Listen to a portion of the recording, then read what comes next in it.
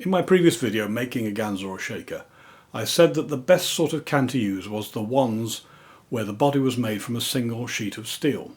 This is because they produce the best sound.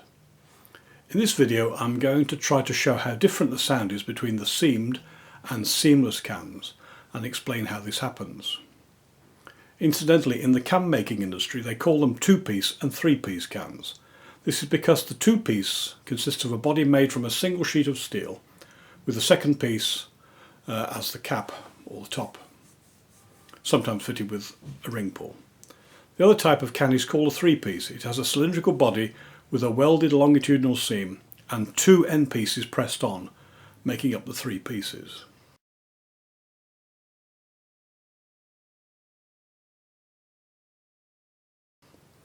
In this video, I'm going to call the 2-piece can seamless, as just the seamless body is what we use to make the ganzá. I'll call the 3-piece can seamed for the same reason. Listen to these recordings of the two ganzás.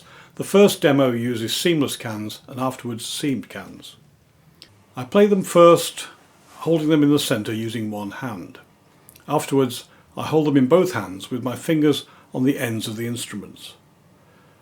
You may have to listen carefully, perhaps using headphones, to see the difference in sound. This ganzá uses the seamless cans.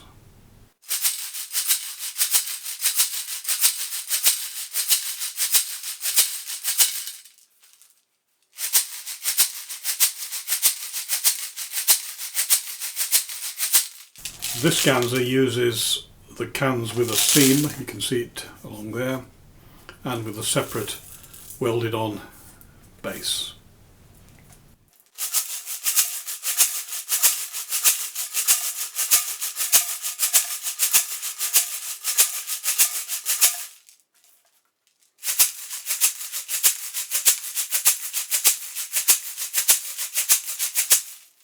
The results I would describe as follows.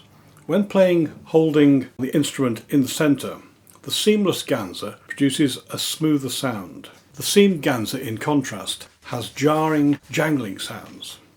However, both types of ganzá produce an acceptable sound when held at the ends.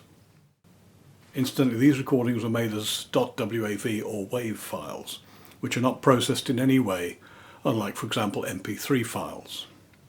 I analysed them to plot the spectrum of sound being produced, and the results are quite interesting.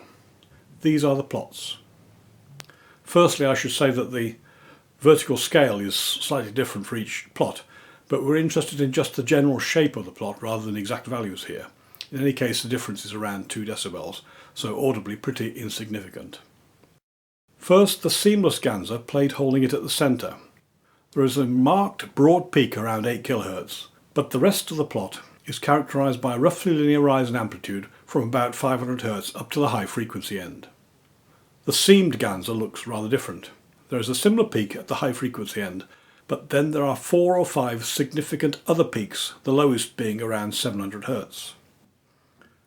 I believe this is because the separate bass end cap on the seamed gans, when hit by individual stones as the ganzá is being shaken, resonates at a completely different frequency compared to when the main body of the ganzá is hit.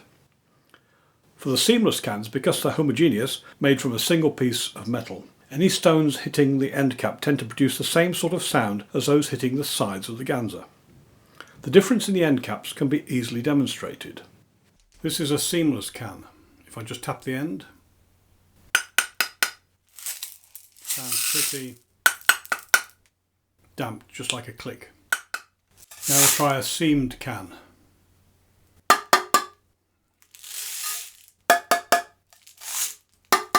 You can see that sounds much more resonant. If we now look at the two sorts of ganzá being played, held at the ends, and with the fingers damping the end cap's resonances, both types sound similar and the spectrum plots are similar. The seamless ones have the high frequency peak as before, with a generally linear rise from 500 Hz as before. The seamed one held at the ends has a couple of high frequency peaks, but also has the generally linear rise as shown. So what can be done to improve the sound with seamed cans? The answer is to damp the end cap's resonance in some way, in other words to simulate what happens when you put your fingers on the end cap while playing it. You can use self-adhesive felt pads sold as furniture buffers, for example, stuck on the end cap to damp the resonance somewhat. So here I've got a small ganzá using seamed cans. You can see the seam there. Let's see what it sounds like holding it in the centre.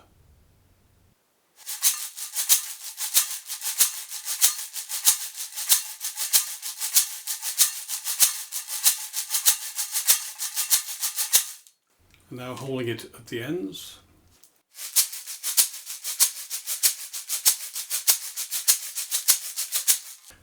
Now I'm going to use these protective felt pads. They're used to protect furniture from damaging hard floors. And they're self-adhesive, they work by dampening the ends of the cans. Let's just go a bit closer. I'm going to put one in the centre there, press it hard on.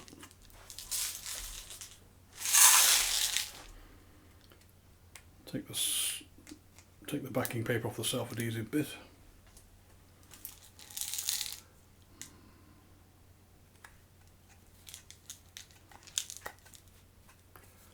Right, there we are. 2 felt pads stuck on the ends. Let's see what it sounds like now. Again, holding it centrally.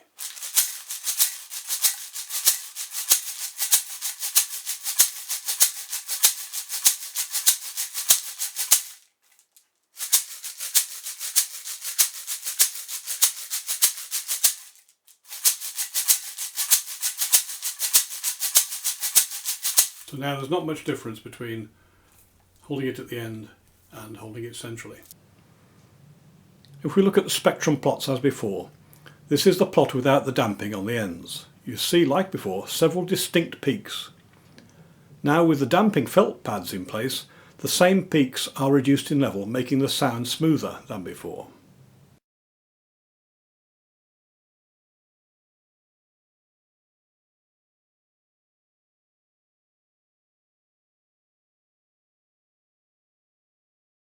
The best approach is to use seamless cans only, if you can, when making your ganzá, if you want the best and smoothest sound.